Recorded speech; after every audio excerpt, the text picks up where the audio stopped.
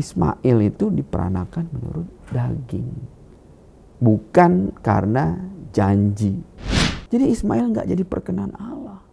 Jadi Allah mau ngasih pelajaran ke Abraham bahwa yang jadi perkenanku itu adalah apa yang aku janjikan. Ini ditegaskan sama Allah bahwa Ismail bukan anak perjanjian, tapi Ishaklah anak perjanjian, dan perjanjian itu kekal kan.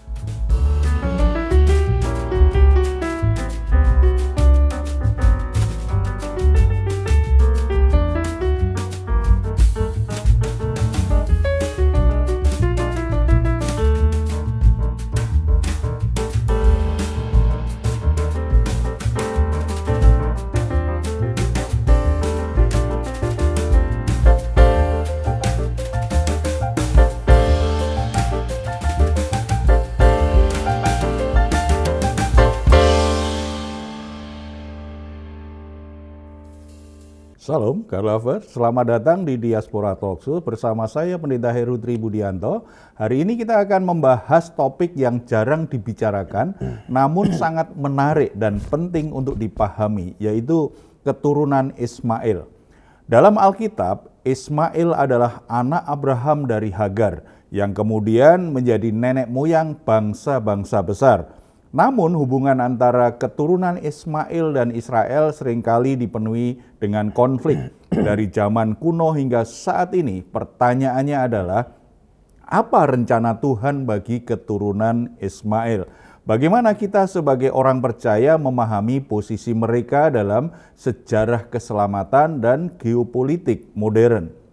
Bersama narasumber kita yang luar biasa, Pendeta Arief Mirjaya, seorang pendeta mantan Muslim dan pemerhati sejarah Timur Tengah. Beliau saat ini menjadi mahasiswa program Pasca Sarjana dari Hebrew University Israel. Bersama beliau kita akan menggali lebih dalam tentang peran dan pengaruh keturunan Ismail, baik secara alkitabiah maupun dalam sejarah dunia modern. Jangan kemana-mana sebelum kita mulai. Mari kita sapa narasumber kita. Salam Pak Arief. Salam Pak Heru. Apa kabarnya nih Pak? Biasa, puji Tuhan. Puji Tuhan ya. Sehat semua ya Pak ya? Sehat. Terima kasih telah bergabung kembali dengan kami di Diaspora TV Talkshow. Sebelum memulai diskusi, mari kita berdoa terlebih dahulu. Bapa di surga, kembali kami datang kepadamu, mohon pimpinan penyertaan Tuhan sehingga bincang-bincang kami hari ini dalam terang ilahi, dalam terang Roh Kudus, sehingga apa yang kami perbincangkan menjadi pencerahan, menjadi wawasan yang baik, yang baru, yang membuat setiap pemirsa mengerti lebih jauh tentang pesan-pesan Tuhan melalui perjalanan dan sejarah hidup dari Ismail. Dalam nama Tuhan Yesus kami berdoa. Amin. God Lover, seperti biasa tidak lupa saya ingin ingatkan kepada Anda semua untuk meluangkan waktu sejenak untuk me-like video ini dan memberikan komentar. Barangkali ada yang ingin memberikan saran atau masukan kepada kami, tuliskan di kolom komentar di bawah video ini. Kami tunggu. Dan bagi Anda yang baru menemukan channel Diaspora TV ini, kami ucapkan selamat datang. Kami juga ingatkan agar Anda mensubscribe channel Diaspora TV dan mohon menekan tombol bel notifikasi. Karena dengan begitu Anda akan menjadi orang pertama yang akan dikirimkan notifikasi oleh YouTube. Setiap kali ada konten baru dari kami, Anda akan mendapatkan notifikasi itu. Terima kasih. Pak Arief, mari kita bincang-bincang tentang topik ini Pak. Karena ini jarang dibicarakan tapi padahal menarik dan jadi tanda tanya bagi banyak orang. Siapa sebenarnya Ismail itu Pak menurut Alkitab? Kisah hidupnya seperti apa Pak? Jadi kalau di dalam perjanjian lama ya, balik lagi ke dalam teks-teks asli ya, Ismail itu sebenarnya istimewa. Ada beberapa nama dalam Alkitab, orang-orang penting yang namanya langsung dari Allah. Ya, itu bukan orang tuanya yang kasih, tapi yang ngasih nama tuh Tuhan langsung, yang lewat perantara malaikat ya disampaikan kepada orang tuanya. Ya. Kata Ismail itu dari kata Shema, artinya mendengar. Ya, Ismail, El itu dalam bahasa Ibrani semua yang belakangnya El itu berhubungan dengan Elah, dengan Allah ya. Ismail, Yehezkiel, Daniel, bahkan Israel. Ya, itu belakangnya ada El, itu menggambarkan relasinya dia dengan Allah ya. Itu spesial ya. Hanya ada 5 nama dalam Alkitab yang namanya itu 5 orang dalam Alkitab yang namanya dikasih langsung oleh Tuhan. Salah satunya Ismail ya. Dari kata Shemael ya. Jadi dulu orang Israel itu bersema itu seperti Yesus juga bersema ya. Shema Israel Adonai Elohim Adonai Echad, dengar hai Israel ya. Adonai Elohim Adonai Echad ya. Nah kata Ismail dari kata itu Shema, dengar. Jadi Ismail adalah Allah mendengar ya. Arti aslinya itu adalah Allah mendengar ya. Karena pada waktu itu Hagar yang adalah budak dari Sarah ya, itu merasa mengalami penganiayaan ya. Sehingga kemudian dia kabur dan juga kemudian tapi Tuhan minta dia untuk kembali ya, bahwa Allah mendengar penderitaanmu gitu ya. Nah ini menarik ya. Tapi kita harus flashback sebenarnya tentang Ismail ya. Kenapa dia, gimana dia ya. Jadi pada waktu itu kita tahu bahwa Allah punya janji untuk Abraham. Ya, apa janjinya? Bahkan Allah mengajak Abraham keluar dari tendanya dan lihat seperti bintang di langit dan pasir di lautan. Begitulah anakmu, kata Allah kepada Abraham. Tapi selama bertahun-tahun ya Abraham nggak punya anak ya. Bahkan umur dia udah tua ya. Jadi istrinya Sarah sudah menopause ya. Bahkan udah merasa nggak mungkin bisa punya anak ya. Secara manusia nggak mungkin lagi lah secara ya. manusia. Iya. Tapi Abraham bilang ada janji Allah nih ya. Nah sampai suatu ketika dalam Kejadian 16 ayat 2-4 ya. Sarah berkata kepada Abraham, engkau tahu Tuhan tidak memberi aku melahirkan anak. Ya, padahal mereka berdua sudah mendengar janji Tuhan. Tapi kemudian ada masa ketika mereka mungkin merasa frustasi. Kok janji ini nggak digenapin? Nggak sabar menunggu lagi ya. Sebenarnya kita udah tua nih katanya, udah menopause ya, Abraham udah tua ya, nggak mungkin nih katanya. Kita ibarat kata ya, umur mereka pada waktu itu mohon maaf ya, nenek-nenek sama kakek-kakek nggak punya anak. Nah dalam tradisinya Ibrani, ya, hak waris harta mereka itu akhirnya mau dikasih ke siapa? Ya, karena mereka nggak punya anak ya. Nah lalu Sarah mungkin tidak sabar menunggu janji Tuhan ya, sehingga dia datang kepada suaminya. Tuhan tidak memberi aku melahirkan anak. Ini sebenarnya goyah imannya. Saya bilang bukan goyah, mungkin lebih buruk dari itu ya. Gugur imannya. Tadinya dia percaya sama janji Tuhan, sekarang dia blaming Tuhan, blaming God. Dan bilang bahwa Tuhan tidak memberi dia melahirkan anak. Lalu dia bilang ke suaminya, karena itu hampirlah hambaku ini. Itu katanya. Mungkin oleh dialah aku dapat memperoleh seorang anak. Jadi dia berpikir ketika kalau dia kasih budaknya kepada suaminya, dia bisa memperoleh anak. Ini kedagingan. Karena dia merasa oleh dialah aku boleh seorang anak. Ya, zaman sekarang nih kira-kira, ya, saya punya istri nih, datang ke saya, Pak, gimana kamu tidur dengan pembantu kita? Kan ide gila sebenarnya ya. Yeah. Ya mungkin kita bisa punya anak tuh.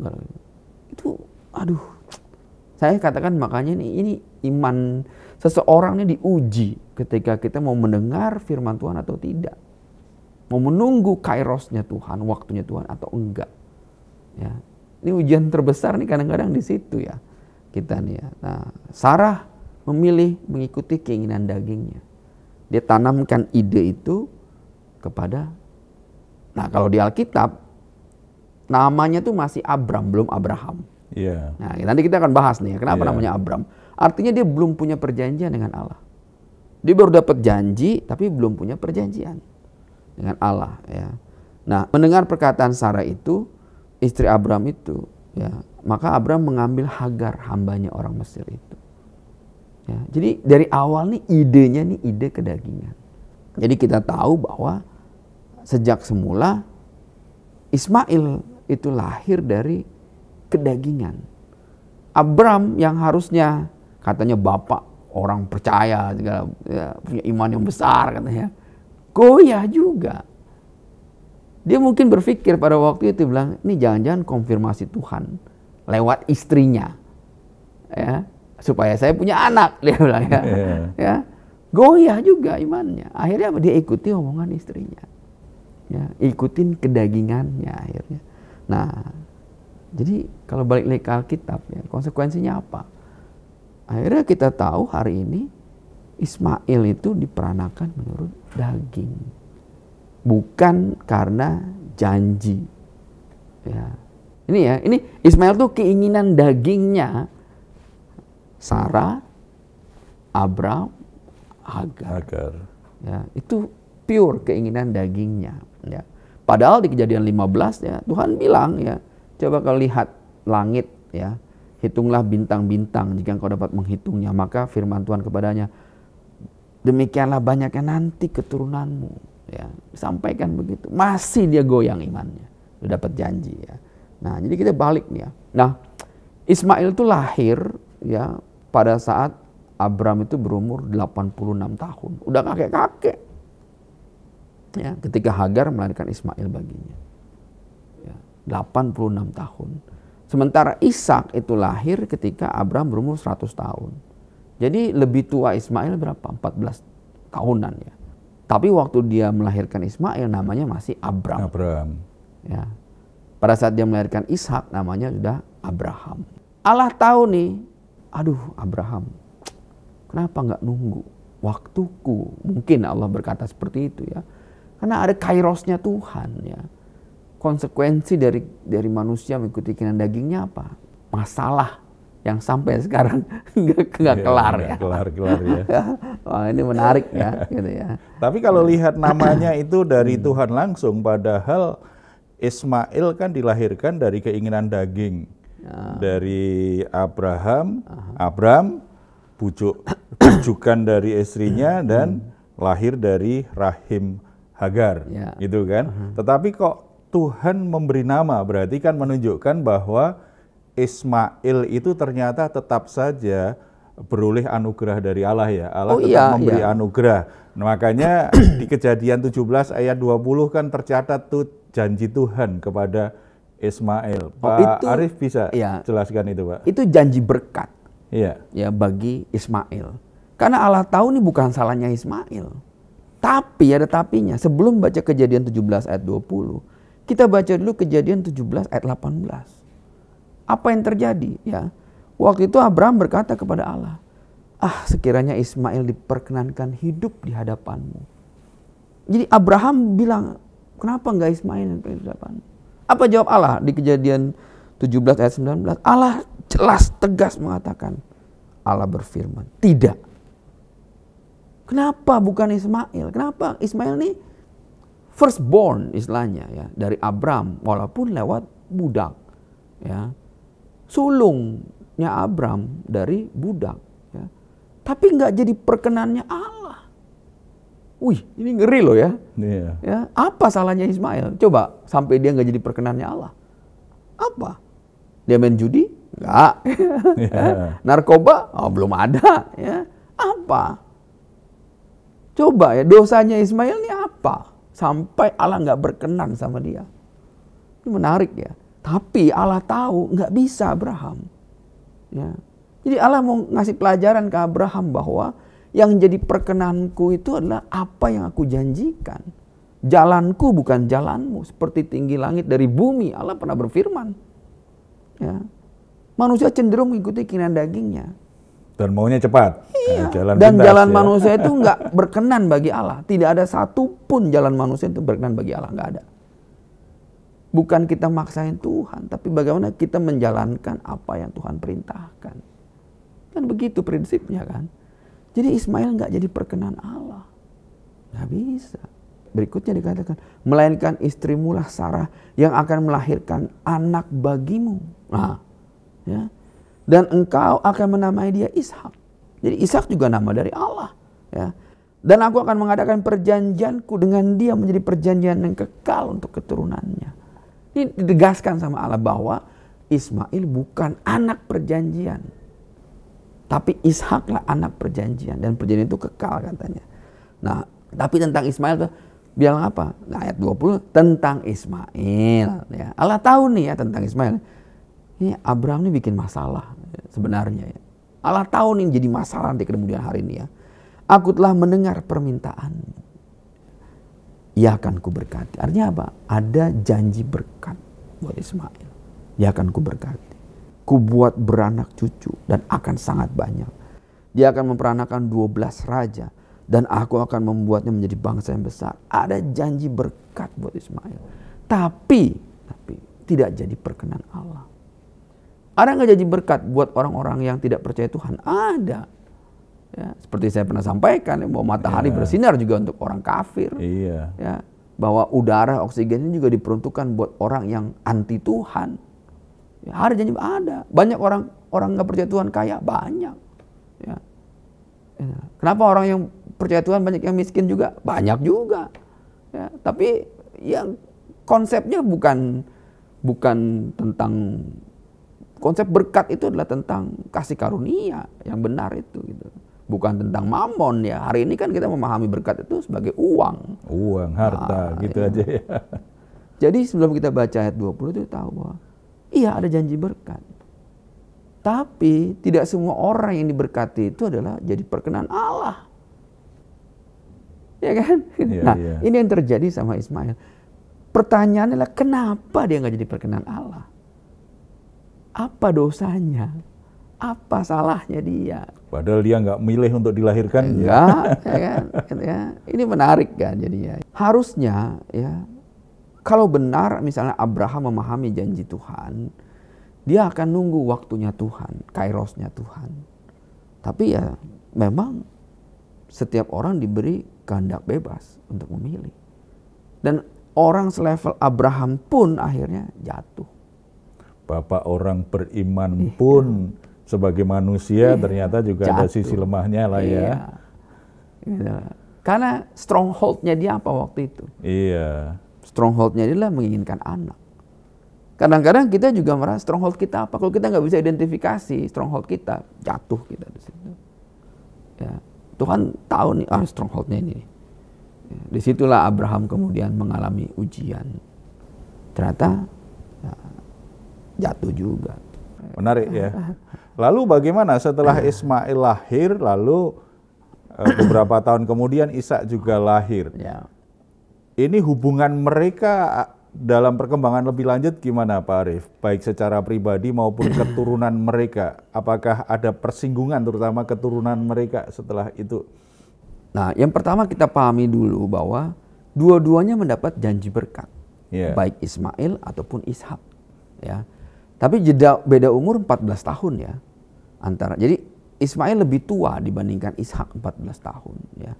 Dan dua-duanya mendapat janji berkat. Tapi tidak keduanya yang dijanjikan Tuhan menjadi saluran berkat, bukan keduanya.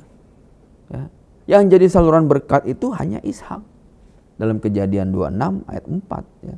Dan oleh keturunanmu semua bangsa di bumi akan mendapat berkat. Oleh keturunanmu. Nah, Rasul Paulus ini sangat teliti. Ini keturunan Ishak ini dikatakan ya. Kepada Ishak disampaikan oleh keturunanmu semua bangsa di bumi mendapat berkat. Ini maksudnya gimana? Hari ini aja ini harus digenapi, betul gak? Iya dan amin. Apa yang digenapi? Dalam ruangan ini misalnya yang bukan buatan keturunan Ishak. Internet kita buatan Yahudi, ya. Laptop kita, teknologi semua ya keturunan Ishak. Jadi harus digenapin. Tapi yang menarik, penelitian Rasul Paulus terhadap ayat ini, ketika disebutkan oleh keturunanmu, itu tunggal ternyata ayatnya dalam bahasa Ibrani. Bukan jamak. Jadi lewat satu orang dong. Nah, Rasul Paulus ini sangat teliti. Siapa keturunannya yang mana? Yang janji itu ternyata adalah Kristus. Nah, ini menarik ya. Jadi lewat Ishak lah seluruh bangsa di bumi menjadi dua makna. Pertama, makna jasmani. Lewat keturunan Ishak seluruh bangsa di bumi mendapat berkat. kita dapat hibah pesawat F-15 dari Amerika. Ya. Karena pesawat Sukhoi kita udah mau jadi besi tua. Karena kita nggak bisa belanja under deal ke Rusia, nggak bisa juga beli rudal-rudal Rusia, sehingga ada ancaman bahwa pertahanan udara kita ini lemah karena kita nggak punya rudal-rudal buat pesawat Sukhoi kita. Amerika ngasih hibah pesawat F-15. Syaratnya ya dapat softwarenya dari Israel. Software F-16 kita hari ini itu upgrading Israel.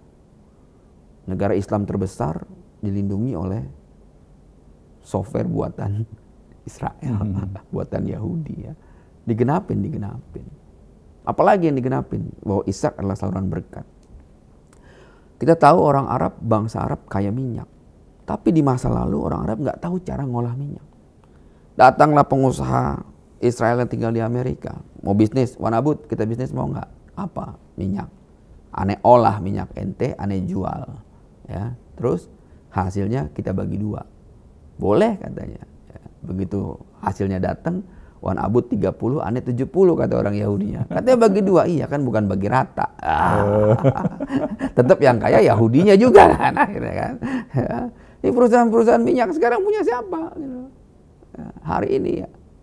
Gitu. Refinery itu udah masih punya mereka. Ya, tapi orang-orang Arab jadi kaya karena minyak, ya betul.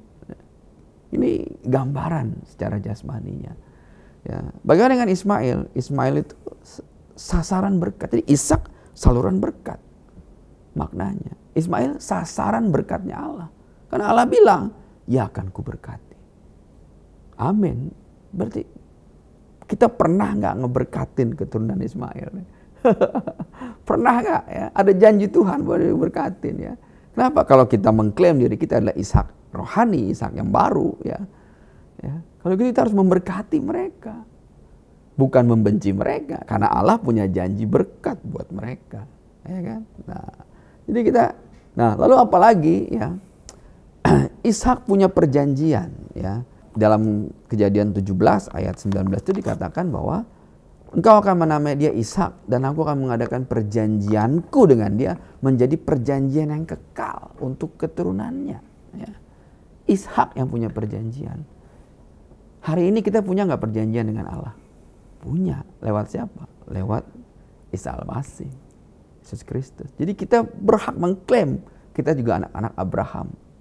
Kita adalah Ishak yang baru lewat Isa Al-Masih. Maknanya apa kalau kita ini punya perjanjian dengan Allah? Maknanya kita ini jadi rekan sekerjanya Allah.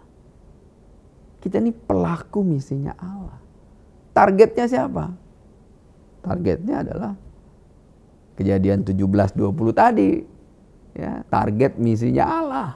Ya. Buat siapa? Memenangkan Ismail. Nah, ini kan jadi kalau kita harus baca utuh ya bahwa ada janji berkat, betul. Ada janji buat mereka. Tapi ada yang lebih besar lagi buat kita ya. Itu adalah perjanjian dengan Allah. Kita pelaku misinya Allah. Dan kita adalah saluran berkatnya Allah. Nah, kalau Ishak kan berarti anak perjanjian nih, ya Pak Rip ya. Sementara Ismail bukan anak perjanjian. Anak jasmaninya ya dari Abraham. Apa makna teologis dari janji Tuhan kepada Ismail kalau begitu? Iya, janji Tuhan buat Ismail tuh ada berkat-berkat jasmani. Mereka jadi bangsa besar hari ini. Dan digenapin.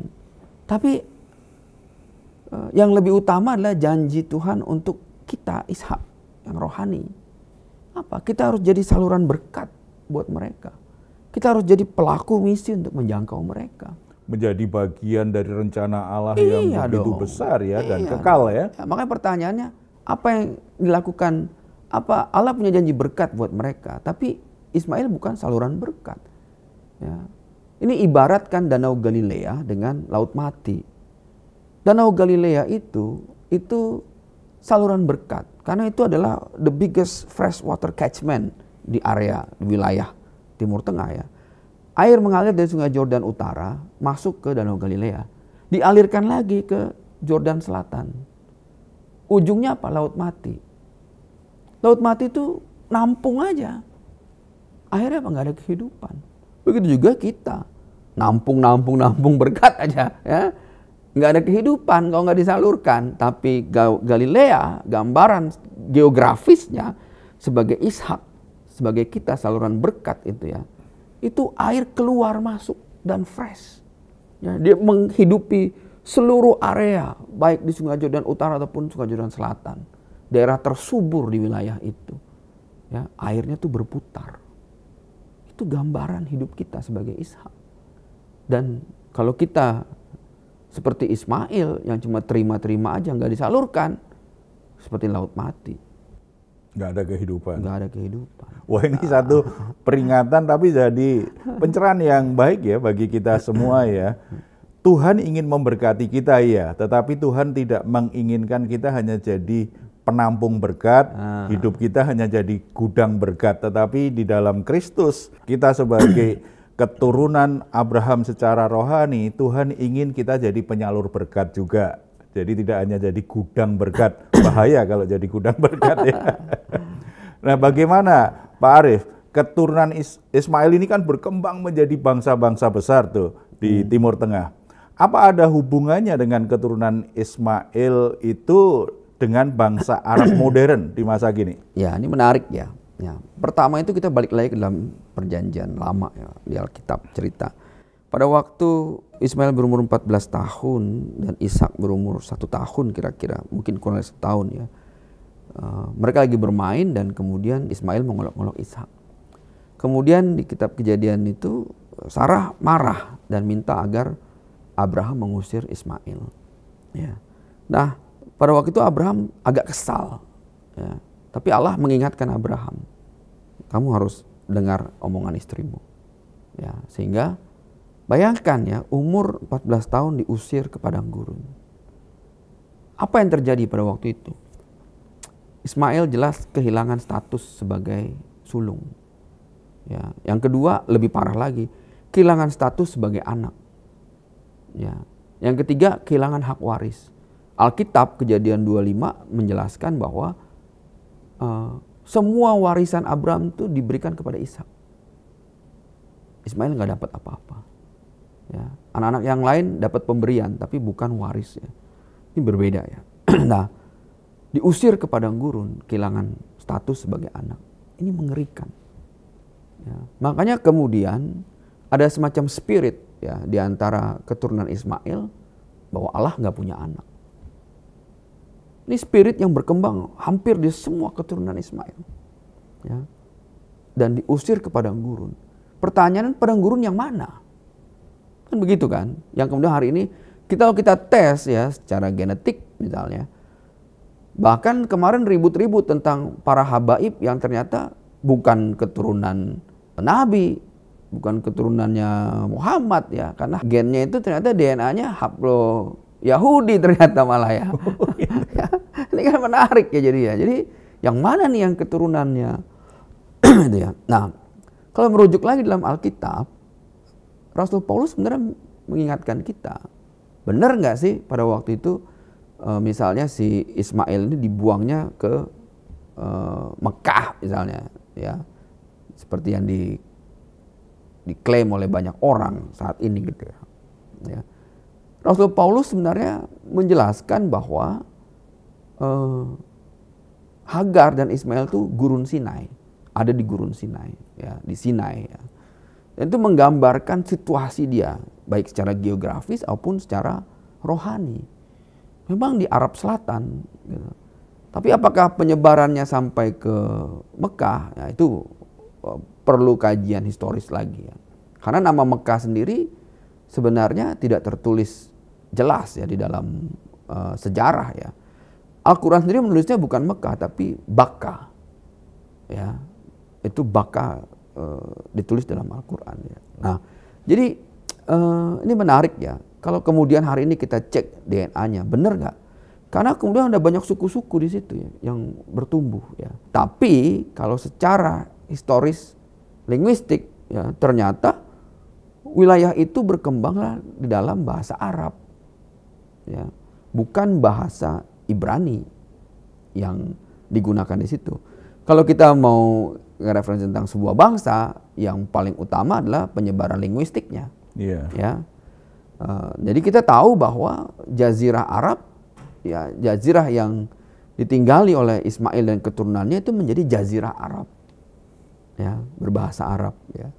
Nah, sedangkan di utara itu berbahasa Aramaik. Sebelum bahasa Arab ada bahasa Proto-Aramaik atau Proto-Arab juga ada, ya. Kan karena bahasa berkembang, ya. Sementara bahasa Ibrani sudah ada lebih tua, ya. Dan itu ada lagi bahasa Ponesian atau bahasa yang ujungnya adalah bahasa Semitik, ya, satu ibu, ya, gitu ya. Jadi kita bisa lihat.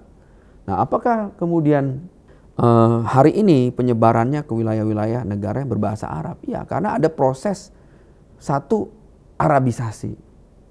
Ya, kenapa saya katakan Arabisasi? Ya, karena memang ada upaya untuk memaksakan bahasa Arab diterima. Ya. Orang-orang Mesir dulunya tidak berbahasa Arab, Koptik, ya, bahasanya, ya. Tapi kemudian ketika Islam masuk ke sana dan terjadi Arabisasi di sana, ya, bahwa akhirnya mereka menggunakan bahasa Arab sebagai bahasa wajib mereka. Terus berkembang sampai ke Maroko, ya, Maghribi, ya, wilayah Afrika Utara, ya. Sementara di Afrika Barat juga mengalami hal yang hampir mirip. Iran bukan Arab, tapi Parsi, Persia. Bahasa mereka hari ini Persia, tapi menggunakan huruf Arab. Ya, itu satu bentuk Arabisasi juga, ya, yang terjadi, ya. Selain Arabisasi juga ada Islamisasi yang terjadi, ya. Nah, tapi sebelum itu terjadi Arabisasi, orang-orang di Jazirah Arab juga beragama Kristen, berbahasa Arab. Ya, di Syria Utara, di Arab Utara dan Arab Selatan, ya. Suku-suku Nabatean juga, ya, yang darinya bahasa Nabatean tuh berkembang menjadi bahasa Arab hari ini, gitu, ya. Itu udah punah mungkin bahasa Nabatean, ya. Dan Arab Selatan tuh Felix of Arabia itu Yaman, ya. Itu juga akhirnya berbahasa Arab, ya. Jadi kita ngelihat perkembangan penyebarannya, gitu, ya. Nah, ini menarik, ya. Jadi waktu itu dan Rasul Paulus mengkonfirmasi memang Ismail ini dibawa ke padang gurun, ya. Dan itu di Sinai dijelaskan, ya. Ya, di masa lalu sebelum perang Sinai wilayah Saudi Arabia, ya. Hari ini juga ada wilayah yang masuk ke Jabal Musa, ya. Itu sebagian masuk Mesir dan juga ada juga wilayah Sinai yang masuk ke Arabia. Berarti memang antara Ismail dan Isa pernah konflik di masa kecilnya. Tetapi mengapa konflik di antara dua saudara ini dan dua keturunan ini sepertinya langgeng, ya, hingga saat ini ada saja gitu. Ya, kalau kita melihat, ya, tentang kedagingan, ya, bahwa orang yang hidup dalam kedagingan nggak jadi perkenan Allah. Itu disampaikan, ya. Dan yang hidup dengan kedagingan itu cenderung, ya, menyakiti yang orang ini dalam roh. Ya, jadi kita nggak bisa blaming tentang situasi politik yang terjadi hari ini, tapi itu menggambarkan nubuatan yang terjadi, ya, bahwa kita sedang berhadapan dengan tidak hanya kekuatan militer jasmani, ya, tapi ada spirit rohani, ya, dari masa lalu, ya, tentang hubungan jasmani dan rohani yang saling bertentangan. Ya, bahkan Alkitab menuliskan, ya, bahwa yang hidup dalam kedagingan itu jadi seterunya Allah. Ya. Sebab keinginan daging adalah maut. Ya, itu dijelasin, ya. Jadi satu-satunya cara bagaimana caranya agar ada jembatan, ya, antara hal-hal begini. Makanya kita harus punya paham tentang peran kita. Peran kita, kalau kita mengerti bahwa kita berperan sebagai Ishak secara rohani, kalau gitu kita harus jadi kembali lagi, ya, bangun jembatan untuk pertama jadi saluran berkat. Yang kedua, karena kita punya perjanjian dengan Allah di dalam Kristus, ya, kita menjadi apa? Menjadi pelaku misinya Allah. Cuman ada satu cara, ya, agar Ishak dan Ismail ini jadi perkenan bersatu dalam perdamaian. Apa caranya? Menerima Kristus sebagai Tuhan dan Juru Selamat. Nggak ada jalan lain. Mengalami damai sejahtera dalam Allah ya. Karena diperdamaikan. Ayatnya bilang begitu. Ya. Jadi itu semua tuh diperdamaikan di dalam Kristus. Makanya tantangan terbesar kita adalah itu. Hari ini orang-orang keturunan Ishak jasmani, which is orang Yahudi, ya, menolak Yesus. Masih sebagian besar. Walaupun sudah ada gerakan tentang Messianic Jew seperti yang saya sampaikan. Dan mayoritas keturunan Ismail ya jelas-jelas menolak Yesus Isa Al-Masih.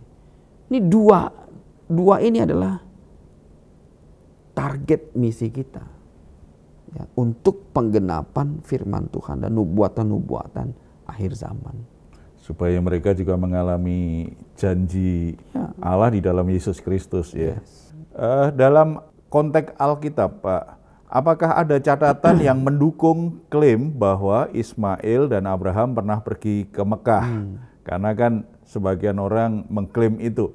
Seperti yang dikatakan oleh beberapa tradisi atau lebih merupakan bagian dari narasi berbeda yang ditemukan dalam Al-Quran. Bagaimana ini? Ya, saya sampaikan tadi ya, sebenarnya tidak ada catatan historis ya di dalam Alkitab bahwa Abraham pergi ke Mekah. Kata Mekah sendiri ya dalam Al-Quran itu disebutnya Bakkah. Ya. Nah, dulu Arab Selatan, wilayah itu adalah wilayah orang-orang Dedan, ya, juga wilayah pelarian, ya. Terutama wilayah Hejaz, ya. Hejaz itu wilayah dari hari ini adalah Mekah dan Madinah, ya. Dulunya namanya adalah Yatrib, ya. Nah, itu adalah wilayah yang tandus, wilayah yang nggak ada apa-apanya. Tapi itu adalah jalur transit dulu. Ya, kenapa jalur transit ya? Karena Yaman itu dulu terkenal dengan sebutan Felix of Arabia. Itu wilayah Arab Selatan yang begitu modern dan begitu maju ya.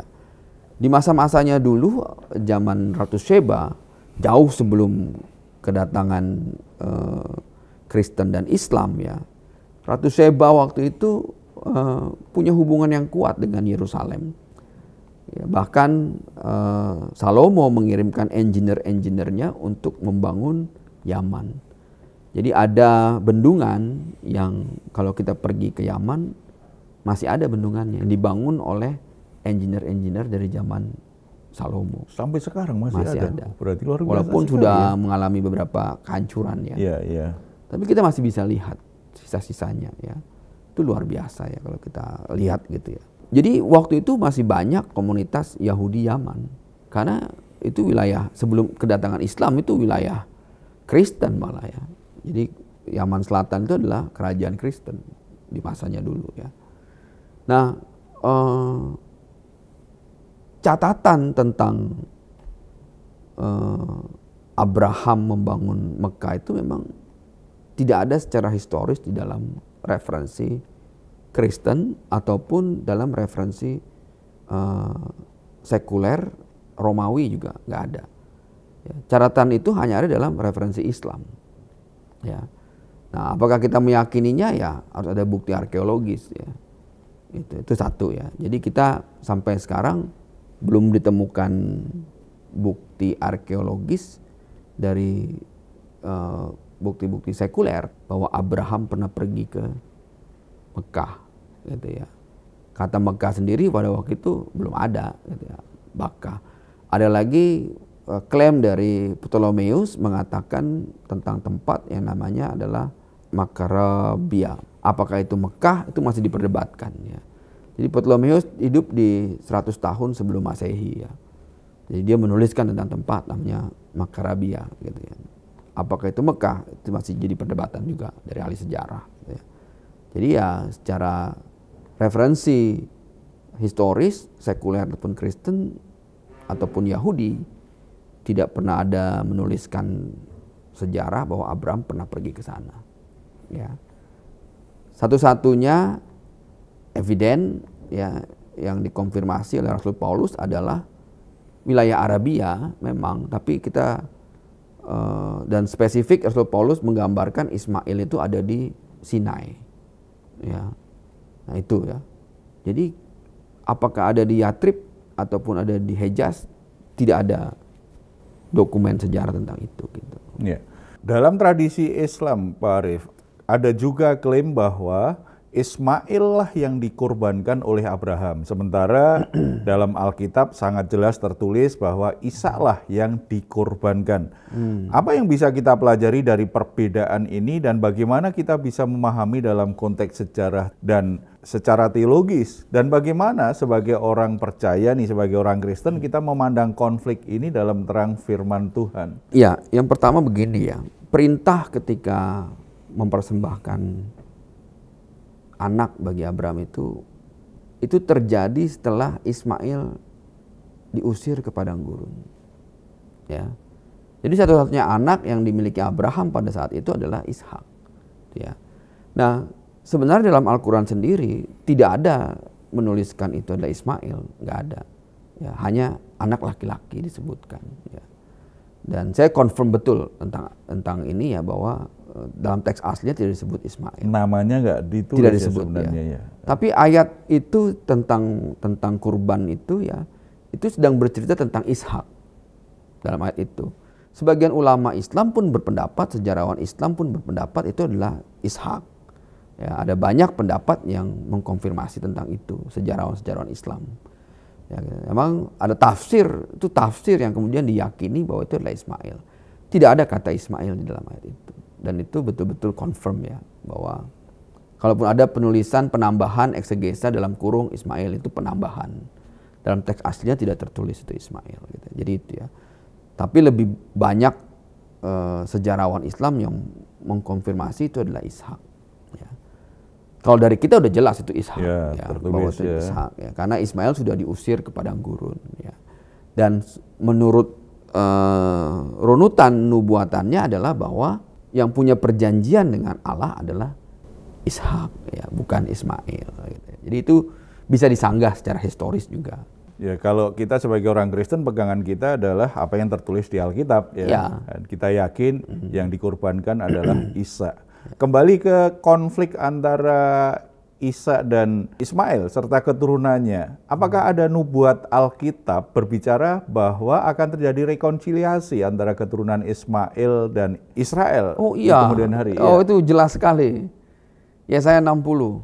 Oh iya. Ya, bangkitlah menjadi teranglah, sebab terangmu datang. Kegelapan menutupi bumi dan kekelaman menutupi bangsa-bangsa, tapi terang Tuhan telah terbit atasmu. Bangsa-bangsa datang berduyun dan raja-raja, spesifik bangsa dan raja-raja ya akan datang kepada terangmu ya. Tengoklah sekelilingmu, mereka datang dari jauh ya, anak-anakmu digendong ya. Itu bicara tentang nubuatan nih. Lalu apalagi ya, unta-untamu dari Midian, dari Eva, mereka datang dari Sheba. Ini wilayah-wilayah yang jadi jazirah Arab hari ini, Midian, Eva, Sheba ya, itu Yaman, Saudi Arabia ya, ataupun hari ini adalah wilayah Hejaz ya. Juga wilayah seperti kita tahu Musa istrinya orang Midian ya. Yeah. Itu orang Arab sebenarnya ya. Oh iya. Wilayah dulu Kus dan Midian itu satu wilayah ya. Ethiopia dan Midian itu satu wilayah ya. Mereka datang bawa emas kemenyan dan memberitakan perbuatan masyhur Tuhan. Wah, ada nubuatannya jelas ya, saya 60 ini ya. Itu janji Tuhan. Ya, unta-unta muda ya, dari Midian, dari Eva. Lalu paling spesifik apa? Segala kambing domba Kedar akan berhimpun kepadamu. Ini maksudnya apa? Nabi Yesaya ngomong kepada Israel pada masa itu, segala kambing domba Kedar akan berhimpun kepadamu. Nubuatan keluar dari mulut Nabi Yesaya tentang janji Tuhan di akhir zaman. Kambing, domba, Kedar, semuanya akan berhimpun kepadamu. Waduh, ini dahsyat ya. Kalau segala nggak ditinggalin ya. Kambing, domba, Kedar. Domba-domba jantan Nebayot akan tersedia untuk ibadahmu. Siapa Kedar dan Nebayot? Anak-anak Ismail. Ya. Bahwa kalau kita baca di Tawarikh ya, itu jelas disebutkan bahwa anak Ismail adalah Nebayot dan Kedar. Akan datang membawa emas, kemenyan, dan perbuatan masyhur Tuhan. Ini 3 hal yang dibawa kepada Yesus oleh 3 raja dari timur. Ya, emas, kemenyan, dan mur. Ini simbol dari apa? Emas, simbol dari apa? Kemurnian. Ini simbol rajani, simbol raja. Ya. Kemenyan, ini simbol apa? Simbol dari imamat. Ya, dipakai untuk mengharumkan. Imam-imam waktu itu membakar kemenyan. Ya. Ini simbol dari apa? Puji-pujian hari ini. Ya. Perbuatan masyhur Tuhan itu apa? Mur simbolnya. Apa perbuatan Tuhan ini adalah firman Allah. Simbolnya mur apa? Karena kekal. Mur itu dipakai untuk apa? Mengawetkan mayat raja-raja pada waktu itu. Simbol kekekalan. Karena firman Tuhan kekal untuk selama-lamanya. Emas, imamat yang rajani, dan firman Tuhan yang kekal. Ini penggenapan ketika Yesus lahir, 3 hal ini juga yang dibawa. Ya, ini menarik. Nah, segala kambing domba Kedar akan berhimpun kepadamu. Domba-domba jantan Nebayot akan tersedia untuk ibadahmu. Semuanya. Artinya apa semuanya? Gak akan ditinggal. Semuanya akan dipersembahkan di atas mezbahku, kata Tuhan. Untuk menyemarakan rumah keagunganku, kata Tuhan. Wah, ini dahsyat ya. Kalau hari ini di gereja kita belum ada kambing domba Kedar itu dipersembahkan sebagai persembahan yang hidup untuk menyemarakan rumah Tuhan, belum digenapin itu. Rumah Tuhan belum semarak. Ya, ini nubuatan harus terjadi, ya dan amin. Maka dikatakan inilah tuaian akhir zaman. Ya. Segala kambing domba. Nabi Yesaya bicara kepada Israel. Ya, pada waktu itu. Ini akan dipersembahkan untuk menyemarakan rumah keagunganku, katanya. Waduh. Berarti rekonsiliasi pun juga nanti berpusat pada karya Kristus ya, pada Betul, Mesias ya. Ya. Kenapa ya? Karena Allah tahu nih bukan salahnya Ismail. Ya, Ismail tertolak, Ismail terbuang, Ismail kehilangan status sebagai anak. Segala macam terjadi sama Ismail. Tapi Allah tahu ini bukan salah dia. Kalau gitu bagaimana caranya? Caranya kita harus jadi saluran berkat untuk mereka. Seperti di dalam janji Tuhan pada Ishak. Caranya kita harus jadi pelaku misinya mereka. Agar apa? Agar semuanya dipersembahkan di atas milik Tuhan. Ketika Tuhan bilang segala kambing domba Kedar akan berhimpun kepada. Ini bicara tentang spirit of acceptance. Kamu yang tertolak, yang terbuang, yang terusir ke padang gurun, datang sini lagi. Datang, kumpul di sini katanya. Ya, di rumah Tuhan kumpul, kata Tuhan bilang ya. Lalu dipersembahkan sebagai korban persembahan yang hidup. Ini ngomongin rekonsiliasi. Tuhan mau reconcile dengan anak-anak Ismail yang begitu liar seperti keledai liar ya, yang boleh dikatakan mereka terdoktrinasi untuk percaya bahwa Tuhan tidak punya anak. Padahal kalian anakku. Yang tertolak ini Tuhan mau dirangkul lagi, di-accepted lagi. Ya. Rekonsiliasi terjadi. Ya. Ini janji Tuhan kepada Nabi Yesaya. Ya. Dan diberikan kepada Israel tentang akhir zaman. Ya. Saya tanya sekarang, raja-raja datang kepada terang terbit atasmu. Siapa dari kita pernah menginjili raja-raja? Bagaimana raja-raja itu bisa percaya kalau dia tidak pendengar? Bagaimana dia bisa mendengar kalau tidak ada yang pergi mengabarkan? Bagaimana dia bisa ada yang pergi kalau tidak ada yang diutus kepada raja-raja tersebut? Yeah. Ya, harus ada yang pergi nih buat mengabarkan ini. Ya, ini menarik nih ya. Ini tapi juga ada pesan penting nih bagi saudara-saudara yang mungkin merasa sebagai orang yang tertolak. Sebenarnya dari penjelasan Pak Arief tadi, Allah menginginkan rekonsiliasi. Allah ingin saudara datang lagi kepadanya karena Allah sudah menyediakan penebusan yang sempurna di dalam Amin. Yesus Kristus.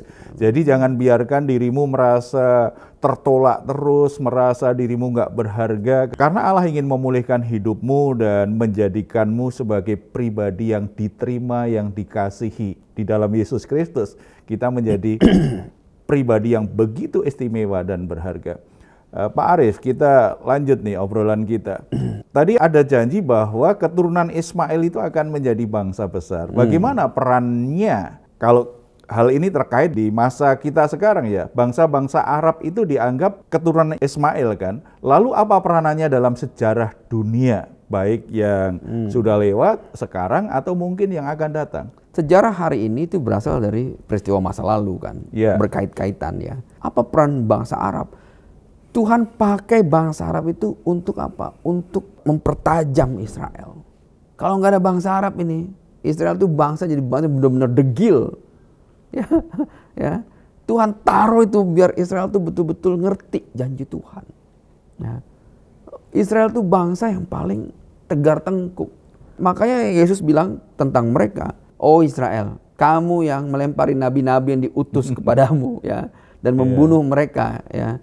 Aku rindu mengumpulkanmu seperti anak induk ayam mengumpulkan anak-anaknya, tapi kamu tidak mau." Ya.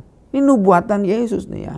Nah, hari ini ya Rasul Paulus ngejelasin tentang janji Israel dalam Roma 11 ya, dia menjelaskan ya. Israel itu tegar tengkuk ya. Jadi bagaimana? Apakah dia harus jatuh? Ya. Rasul Paulus ingetin sekali-kali tidak. Tapi karena penyangkalan mereka, keselamatan sampai kepada bangsa-bangsa lain. Ya. Sehingga kita yang tidak menjadi bagian dari janji awal Tuhan itu beroleh keselamatan. Karena penyangkalan mereka, kita diselamatkan. Karena penyangkalan Israel, seluruh dunia diperdamaikan. Wah, ini dahsyat ya. Disitulah kemudian peran bangsa Arab ya, membuat Israel menjadi tajam. Rasul Paulus jelasin lagi ya, supaya apa? Keselamatan itu sampai kepada kita, membuat Israel cemburu. Kenapa membuat Israel cemburu? Pertanyaannya itu, apa yang bisa membuat Israel cemburu? Satu aja bisa membuat Israel cemburu. Musuhnya diselamatkan. ya. Jadi kalau ngomongin janji Allah akhir zaman ini ya, apa yang membuat Israel cemburu? Ketika musuhnya, keturunan Ismail ini diselamatkan dan berhak memperoleh janji yang sama dengan mereka. Waduh. Ya. Ini Tuhan ini sebenarnya luar biasa ya. Karena Kristus, Israel itu jadi seteru kita nih. Ya. Seterunya Allah. Tapi ada janji juga untuk Israel. Untuk apa? Untuk keselamatan Israel. Itu nggak pernah dibatalkan oleh Allah. Setegar tengkuknya Israel, sedegil-degilnya Israel, janji keselamatan bagi mereka nggak pernah dibatalkan. Tapi gimana mereka bisa percaya? Rasul Paulus jelasin dalam Roma 11. Ya, membuat mereka cemburu. Ya, karena apa? Ya, karena ya, keselamatan sampai kepada kita. Karena musuh-musuhnya beroleh kabar keselamatan. Nah, kalau ternyata bangsa Arab itu justru sepertinya kan dikondisikan oleh Tuhan supaya keturunan Isa nih, Israel jadi cemburu. Lalu bagaimana pandangan Israel modern tentang keturunan Ismail di masa kini, khususnya bangsa-bangsa Arab? Ya, perseteruan antara Ismail dengan Ishak itu turun-temurun secara jasmani. Tapi setiap janji Tuhan itu harus digenapin juga. Ya, tentang janji buat Israel maupun janji buat Ismail keturunannya ya, baik itu janji berkat ya ataupun janji-janji yang lainnya ya. Nah, dua-duanya semuanya itu harus digenapin. Nah, buat kelompok Yahudi Messianic Jew yang hari ini ya, kuat di Israel, mereka sudah bicara tentang one new man. Ya, manusia yang baru di dalam Kristus ya. Karena Rasul Paulus menjelaskan ya, kalau kamu menerima Kristus ya, kamu bukan lagi orang Yahudi, bukan lagi orang Yunani, bukan lagi budak, bukan lagi hamba, tapi kamu semua sudah satu di dalam Kristus. Dan kalau kamu satu di dalam Kristus, kamu berhak menerima janji Allah. Itu bicara tentang satu kesatuan tubuh. Ya, jadi sekarang teman-teman Messianic Jew karena mengerti janji Tuhan ya, mereka mulai menjangkau juga orang-orang Arab di sana ya. Di Israel tuh negara heterogen ya. 20% tuh orang Arab di sana. Nah ini menarik ya, bahwa ada janji yang memang harus dipahamin. Tugas kita adalah menjadi bagian dari penggenapan janji-janji tersebut. Saya dalam sebuah seminar ya, tentang Israel dan Palestina. Satu-satunya cara untuk perdamaian adalah ketika raja damainya itu diterima dulu. Baik orang Yahudi maupun orang Islam.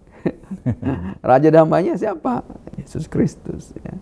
Terima dulu raja damainya. Karena ini harus digenapin. Satu-satunya jalan untuk perdamaian terjadi. Ini Pak Arief kan banyak jelaskan dari sisi teologis, dari sisi keimanan kita. Kita bergeser sedikit secara geopolitik nih Pak. Bagaimana peran negara-negara Arab dalam konflik Israel-Palestina saat ini? Ya. Karena ini tambah ramai aja Pak. Sekarang kita bisa lihat ya, waktu Hamas beberapa tahun lalu menyerang Israel ya. Saya selalu bilang Hamas ya. Karena tidak mewakili seluruh entitas Islam dan tidak juga mewakili seluruh entitas Arab. Ya, Hamas ya. Hamas dalam bahasa Ibrani itu artinya violence, kekerasan. Hamas ya. Nah, kita lihat siapa yang mendukung mereka. Ternyata hanya rezim Iran, bukan Arab juga Iran ya. Rezim Syiah juga ya. Negara-negara Sunni kenapa tidak mendukung Hamas? Karena mereka juga lagi bertarung dengan teologi mereka antara Sunni dengan Syiah. Nah, jadi kita bisa lihat ya bahwa secara geopolitik ya, kok sepertinya negara-negara Arab Sunni membiarkan Palestina. Tidak membiarkan Palestina. Kalau kita baca peta di sana bahwa di Palestina itu ada beberapa kubu politik ya. Ya, Hamas yang tadinya adalah sayap militer dari Ikhwanul Muslimun ya, itu kemudian berubah mentransformasi jadi partai politik ya, berkuasa di Gaza aja. Tapi wilayah tepi barat ya yang dikuasain oleh Fatah ya, otoritas Palestina yang dibuat oleh Yasser Arafat dulu ya. Sekarang Mahmud Abbas yang berkuasa ya. Itu punya perjanjian damai. Bahkan mereka berbagi sharing tentang pendapatan pajak pariwisata, pemasukan sektor pariwisata ya, itu mendapatkan sharing di situ. Makanya kita masih bisa aman ya pergi ke Bethlehem, itu wilayah otoritas Palestina ya. Lalu Jericho ya, itu wilayah otoritas Palestina ya, yang itu dibolehkan kita punya akses untuk berziarah ke sana ya. Nablus ya, wilayah-wilayah itu yang sebenarnya dikuasain oleh Fatah ya. Dan ini cenderung damai ya. Beda dengan Gaza ya. Jadi Hamas hanya berkuasa di Gaza, satu jalur yang secara politik itu berkompetisi dengan Fatah. Lalu negara-negara Islam Arab yang mayoritas Sunni tidak suka ketika Hamas berkoalisi dengan Syiah. Arab Saudi itu memerangi Yaman karena Yaman itu jatuh ke tangan Syiah. Itu dibom habis-habisan sama Arab Saudi. Ya, lalu Syria jatuh ke tangan Syiah, Lebanon ya. Nah sekarang Syria udah jatuh ke tangan Sunni. Ya, karena Bashar Assad yang dulu didukung oleh Iran ya, sekarang sudah tumbang. Ya, sekarang penguasa di Syria adalah penguasa Sunni. Ya. Dulu Irak adalah dikuasain oleh Sunni lewat Saddam Hussein. Tapi kemudian Saddam Hussein ditumbang, akhirnya Syiah berkuasa. Dan di antara Sunni dan Syiah itu terhadap punya konflik yang keras. Ya. Panjang sejarahnya ya. Sejak meninggalnya Nabi Muhammad itu mereka sudah berkonflik. 3 khalifah mati dibunuh oleh orang-orang Khawarij dan orang Syiah. Umar bin Khattab, Utsman bin Affan ya, dan Ali. Nah, ini perang yang udah muncul sejak awal ya. Jadi dan orang-orang Syiah punya tafsir dan doktrin berbeda dengan orang-orang Sunni ya. Ini ya. Jadi konflik di antara ini, perang-perang ini juga berhubungan dengan geopolitik yang terjadi di sana gitu ya. Sementara saya sampaikan bahwa nggak ada sejarahnya bahwa Ahlul Kitab baik Kristen ataupun Yahudi itu membunuh khalifah, nggak ada. Tapi orang Syiah lah yang membunuh khalifah. Oh iya. Nah, kita kembali ke topik awal tentang keturunan Ismail, Pak Arief. Apa peran penting keturunan Ismail dalam perkembangan agama-agama dunia termasuk Islam? Kalau ngomongin agama ya, saya sebenarnya kurang suka ngomongin agama. Saya bukan pendukung utama agama ya. Ya. Ya. Tapi kalau ngomongin itu related dengan sejarah ya, bahwa agama-agama Semitik ini membawa pengajaran yang sebenarnya punya prinsip yang sama ya dalam agama Semitik ya, yaitu adalah bicara tentang monoteisme ya, dan di situ mengajarkan bagaimana mentransformasi keimanan seseorang ya dalam konsep monoteis tadi gitu ya.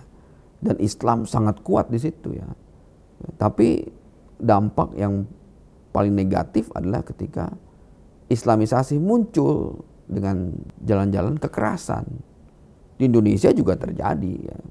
Cuman kita nggak berani membuka fakta sejarahnya aja ya, ketika perebutan kekuasaan politik di Jawa, lalu kemudian Islamisasi yang terjadi di Sumatera ya oleh kaum Padri ya, itu perang dan bunuh-bunuh orang ya, dan itu Islamisasi yang mungkin paling keras terjadi di Indonesia ya, sampai hampir seluruh Sumatera itu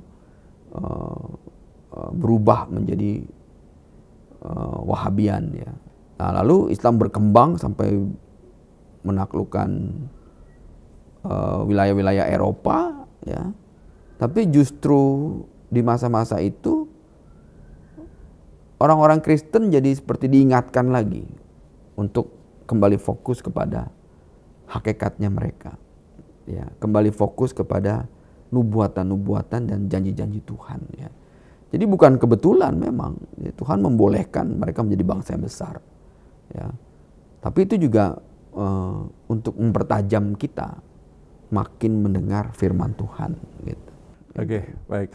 Kalau kaitannya dengan gereja di masa kini, bagaimana seharusnya gereja bersikap terhadap bangsa-bangsa yang dianggap keturunan Ismail? Walaupun tadi Pak Arief sudah sedikit singgung, tapi bisa lebih dalam lagi, Pak. Yang pertama ya, kita nggak bisa anti Arab.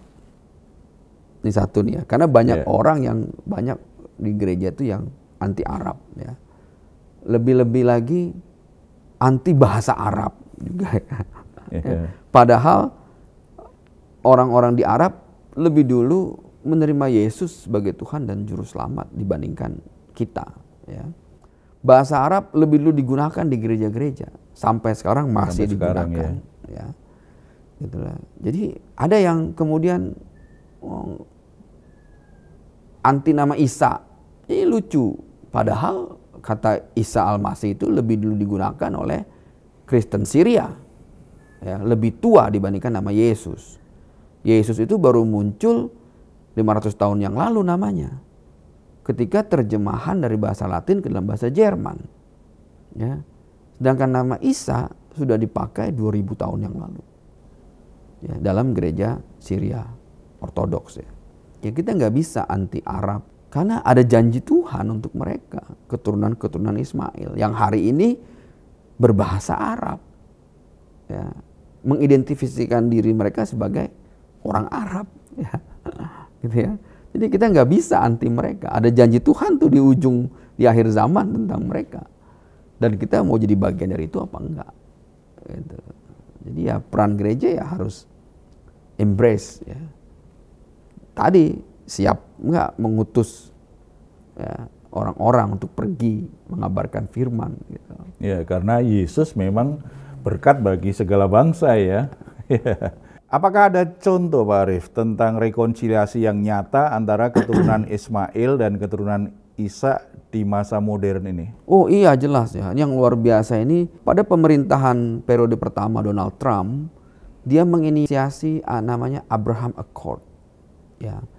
Itu perdamaian antara Israel dengan negara-negara Arab.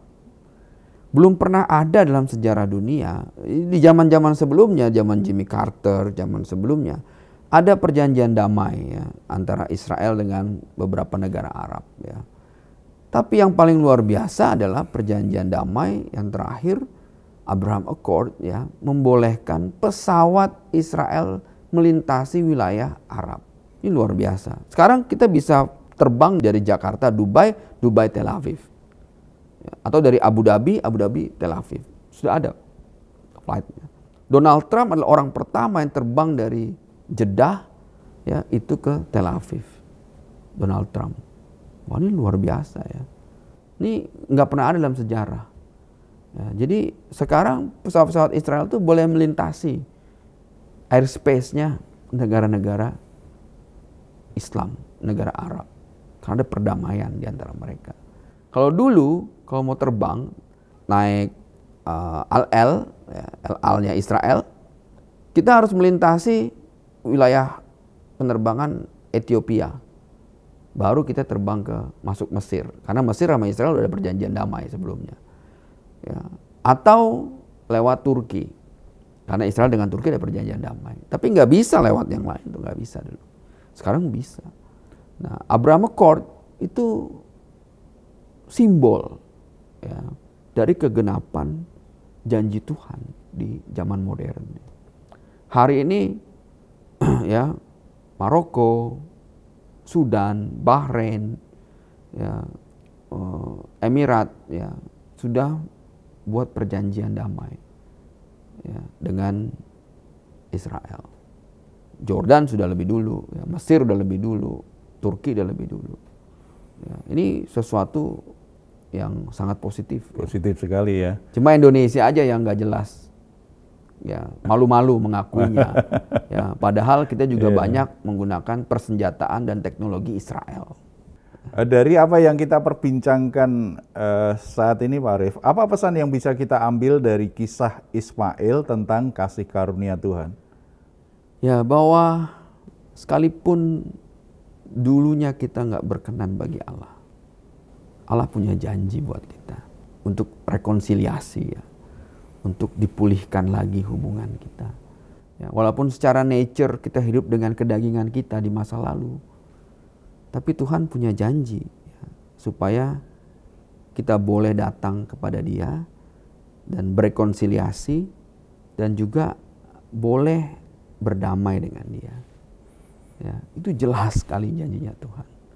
Ya, Tuhan punya janji untuk Ismail juga buat kita. Selalu ada kasih karunia untuk Amin. Siapapun ya, untuk mengalami rekonsiliasi, terutama rekonsiliasi dengan Allah. Setelah itu dengan yang lain. Ini pertanyaan terakhir Pak Arief. Menurut Alkitab dan sejarah, di mana saja keturunan Abraham baik dari Ismail maupun Ishak dapat ditemukan saat ini? Apa yang dapat kita pelajari dari penyebaran mereka di dunia modern dan bagaimana hal itu mencerminkan janji Tuhan kepada Abraham? Ya, iya, itu jelas ya janjinya Dia bahwa seperti bintang di langit, seperti pasir di lautan. Hari ini keturunan-keturunannya Dia itu menyebar di semua wilayah, semua bangsa ya. Ya, jadi keturunan Ismail, wah, kita tahu lah ya, di mana-mana ya gitu. Dan keturunannya Ishak ya ada di Israel ya hari ini ya. Dan itu memang sesuai dengan pembagian wilayah dan pembagian tanah yang diberikan ya kepada Abraham ya, bahwa Ishak keturunannya dapat wilayah itu, lalu yang lain itu dapat ke arah timur katanya ya, selatan dan timur dari wilayahnya Ishak ya. Dan itu lebih luas lagi wilayahnya. Jadi kita melihat bahwa firman Tuhan itu ya dan amin, tergenapi semua ya. Jadi kalau kita lihat bagaimana itu berkembang, bagaimana hari ini ya wilayah-wilayah itu yang selama ini kita lihat tuh konflik terus ya. Tapi ujungnya dalam firman Tuhan itu ada perdamaian dalam ujungnya. Itu kuncinya ya, selalu ada harapan perdamaian dalam Tuhan ya. Kuncinya itu ada, ujungnya tuh ada itu. Tapi ketika itu terjadi, siap-siap, berarti udah betul-betul dekat dengan akhir zaman. Ini peringatan serius, tetapi juga pesan yang berharga bagi kita di masa kini. Baik, terima kasih Pak Arief untuk wawasan yang sangat berharga hari ini. God Lovers, diskusi kita mengingatkan bahwa Tuhan adalah Allah yang setia dan penuh kasih karunia. Bahkan Ismail yang bukan anak perjanjian tetap diberkati dan dijanjikan menjadi bangsa yang besar. Namun yang paling penting adalah damai sejahtera hanya ditemukan dalam Yesus Kristus. Galatia 3 ayat 29 berkata, "Jikalau kamu adalah milik Kristus, maka kamu juga adalah keturunan Abraham dan berhak menerima janji Allah." Mari kita menjadi pembawa damai di dunia yang penuh konflik ini dengan menyadari bahwa kasih Tuhan melampaui batas-batas suku, bangsa, dan perjanjian manusia. Sampai jumpa di Diaspora Talkshow berikutnya. Tuhan Yesus memberkati. Saya Pendeta Heru Tribudianto bersama Pendeta Arif Mirjaya dan seluruh kru Diaspora TV undur diri. Sampai jumpa di kesempatan lain. Tuhan Yesus memberkati kita semuanya. Salam.